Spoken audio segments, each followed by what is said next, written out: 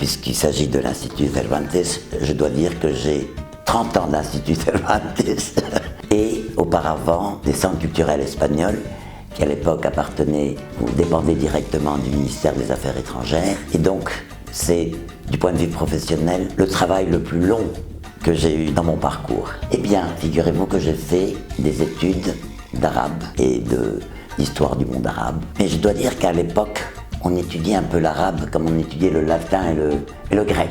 Hein. On n'avait pas suffisamment de pratique, surtout pour ce qui est du Fosra, que j'ai un peu de mal à parler en Fosra. Mais que, par la force des choses, je me débrouille en ami à marocaine. Je dois apprendre le tunisien maintenant.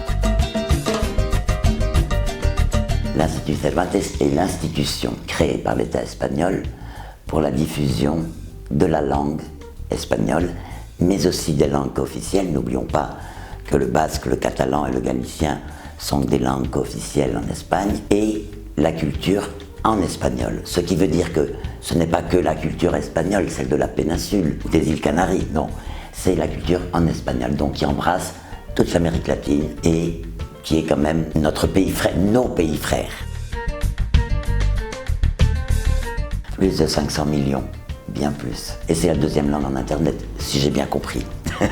Mais écoutez, l'Amérique latine, sauf le Brésil, mais n'oublions pas qu'aux États-Unis, l'espagnol est parlé par la moitié de la population quasiment, ou elle atteindra la moitié de la population nord-américaine dans quelques années. C'est un peu difficile de parler en termes de personnes, parce que nous utilisons une comptabilité, si j'ose dire, un peu différente, parce qu'il y a des cours qui durent 30 heures, il y en a qui durent 60, alors ça serait peut-être pas très exact de compter les personnes, mais en gros quand même, pour faciliter la chose, on a quand même près de 1000 personnes qui font des différents stages tout au long de l'année. Surtout pour apprendre la langue, mais ensuite nous avons une bibliothèque très importante, bien sûr, bibliothèque consacrée aux ouvrages en espagnol, et nos activités culturelles qui, malheureusement à cause de cette situation pandémique si atroce, a été très peu développée cette année.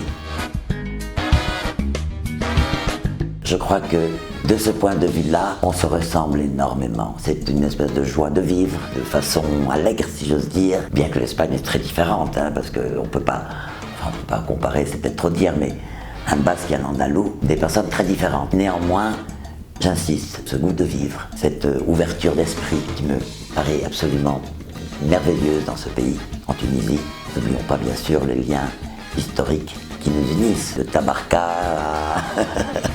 à tout à fait en bas, non, à Sfax, que sais-je. En passant bien sûr par tous les Andalousies qui sont venus après l'expulsion de l'Espagne, malheureuse expulsion des musulmans et des juifs.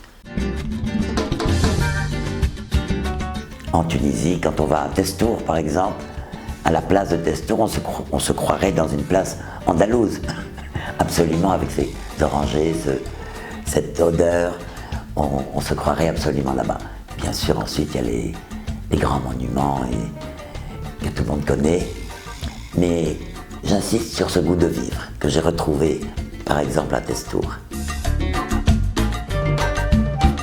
Comme l'Institut Cervantes, qui fête son 30e anniversaire, lors de sa création, il a hérité, disons, le réseau des centres culturels espagnols, dont je parlais tout à l'heure, où j'ai commencé, qui appartenait directement au ministère des Affaires étrangères. Donc, c'était un peu le noyau du début.